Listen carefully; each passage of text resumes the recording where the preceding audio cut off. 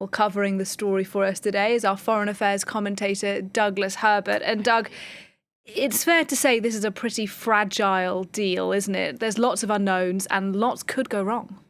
Almost anything can go wrong. And you're right for underscoring the fact that it is fragile. I think that's the right word, because there is literally zero trust between the two sides that have managed through intermediaries to hammer out this deal, namely Hamas and Israel.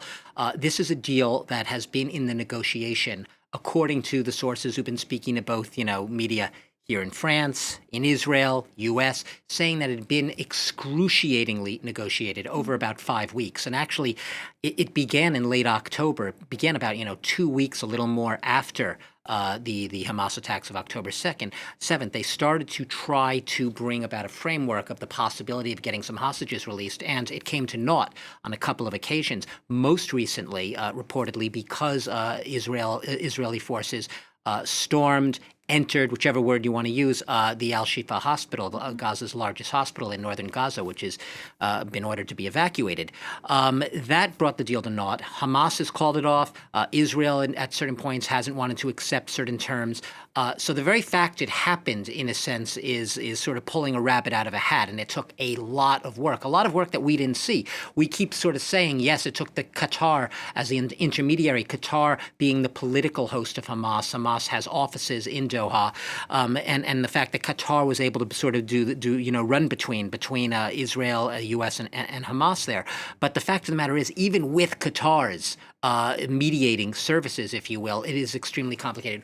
How is it going to happen if one little thing goes wrong? Because Hamas has indicated our hands are on the triggers. We are actively vigilant, looking for anyone looking to get us during these pauses. And you can bet that Israel on the other side is equally vigilant. And remember the tone under which this deal has entered into effect. When Benjamin Netanyahu announced this, and he announced it via WhatsApp late last night after the full cabinet voted in favor of it, he made it very clear, and he emphasized this is a blip on the radar in an ongoing war. This is not mission accomplished. This is war still going on, war set to resume. Stay tuned as soon as this pause to release these hostages comes to an end.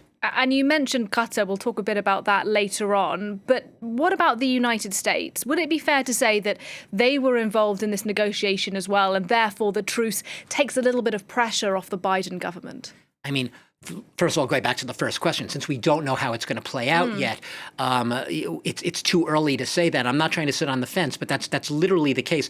To say there's been pressure on the Biden administration is almost an understatement, because a lot of that pressure is not just coming from NGOs, human rights groups, interest groups, university campuses outside his administration. It's from within the epicenter of his own administration.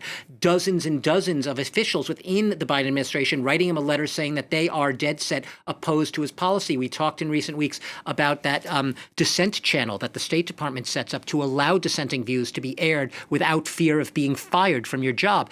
A lot of comments came in there. Now, what these people want really is they want a ceasefire. A lot of the people opposed say that Biden should be much more forceful, use the full leverage of the United States to just say it like it is, call on Netanyahu for a ceasefire. Biden has not been able to do that so far. And the Biden administration, even after this deal, is not going further. Yes, privately, behind the scenes, there are most probably a lot of hopes that this will perhaps spawn something longer than simply a 4-day pause.